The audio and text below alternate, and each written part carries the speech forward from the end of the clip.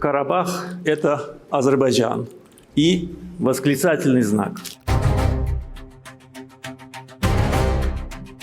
Qarabağ mövzusu bitmiş kimi görünürdü. Amma Moskva onu yenidən gündəmə gətirdi. Bakı isə dərhal sərt reaksiya verdi. Ardınca İlham Əliyevlə Vladimir Putin arasında telefon danışığı baş tutdu. Bu ardıcıllıq təsadüfi görünmür. Çünki burada söhbət təkcə Mariya Zakharovanın bir açıqlamasından getmir. Məsələ Rusiyanın Cənubi Qafqazda itirdiyi təsir imkanları və Qarabağ kartını yenidən işə salmaq cəhdidir. Son günlər Moskvanın verdiyi mesajlar göstərir ki, Kreml regionda formalaşan yeni geosiyasi reallıqla tam barışmıyor. Rusiya Xarici İşlər Nazirliyinin sözçüsü Mariya Zakharova bildirib ki, Ermənistanın KTMT-yə müraciət etməsinə baxmayaraq təşkilatın mexanizmlərini işə salmaq mümkün olmayıb. Onun sözlərinə görə, həmin dövrdə Qarabağ Ermənistan tərəfindən rəsmi şəkildə nə öz ərazisi, nə də müstəqil qurum kimi tanınmışdı. Bu açıqlama hüquqi izah kimi təqdim olunsa da, Bakıda tamamilə fərqli qarşılandı. Azərbaycan Xarici İşlər Nazirliyi bəyanatı qəbul edilməz adlandırdı. Daha sonra isə Azərbaycan prezidenti İlham Əliyevlə Rusiya prezidenti Vladimir Putin arasında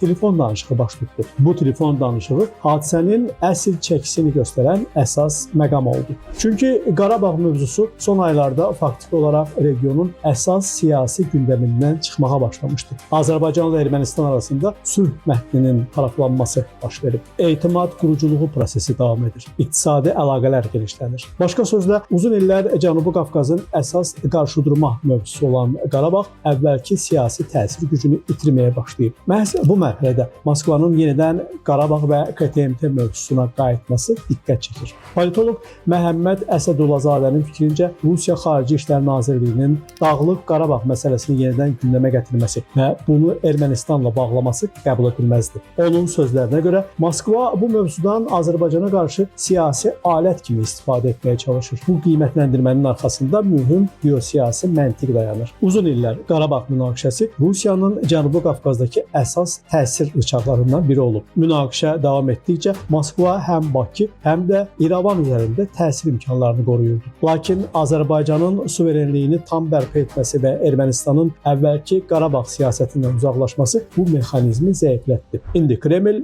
əvvəlki qədər təsir imkanına malik deyil. Əsədullahzadənin fikrincə, Qarabağ mövzusunun yenidən gündəmə gətirilməsi təsadüfi addım deyil. Bu, Moskvanın sülh prosesinə təsir göstərmək cəhdidir. Çünki Azərbaycan və Ermənistan arasında münasibətlər normallaşdıqca Rusiyanın regiondakı ən mühüm geosiyasi alətlərindən biri sıradan çıxır. İlham Əliyev ilə Vladimir Putin arasında telefon danışığı da məhz bu baxımdan xüsusi əhəmiyyət daşıyır. Politoloqun sözlərinə görə Azərbaycan prezidenti Rusiya tərəfinə ölkənin rəsmi mövqeyini açıq şəkildə çatdırıb. Bu, Bakının Qarabağ mövzusunun yenidən manipulyasiya alətinə çevrilməsinə imkan verməyəcəyini göstərir. Əsədullahzadə hesab edir ki, Rusiya Ermənistanla bağlı problemlərini Azərbaycan üzərindən həll etməyə çalışmamalıdır. Əgər Moskva ilə İrəvan arasında fikir ayrılığı varsa, bu iki tərəfli məsələdir. Azərbaycan həmin qarşıdurmanın alətinə çevrilməməlidir. Bu yanaşma Bakının son illərdə formalaşdırdığı xarici siyasət xəttinə tam uyğundur. Azərbaycan Cənubi Qafqazda qərarların region ölkələri tərəfindən verilməsini istəyir və xarici güclərin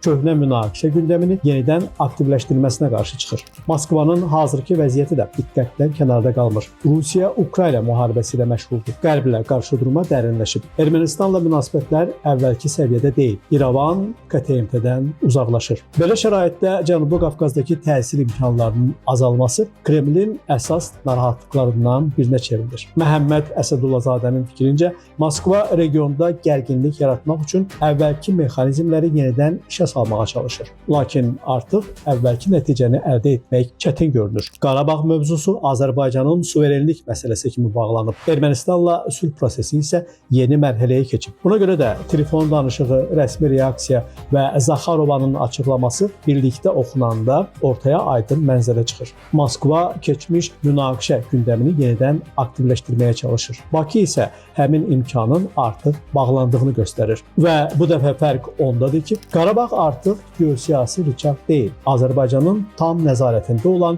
suveren ərazisidir. Məhz buna görə də Qarabağ mövzusu bugün Rusiyanı əvvəlkindən daha çox narahat edir. Çünki Kreml üçün əsas problem Qarabağın özü deyil. Əsas problem Qarabağ üzərindən təsir imkanının zəifləməsidir. Azərbaycan isə həmin rıçağı faktiki olaraq Moskvanın əlindən alıb. Bu da Cənubi Qafqazda yeni geosiyasi reallığın ən mühüm nəticələrindən biridir. Jalə Rövşən, Namiq Abbasov, Press TV.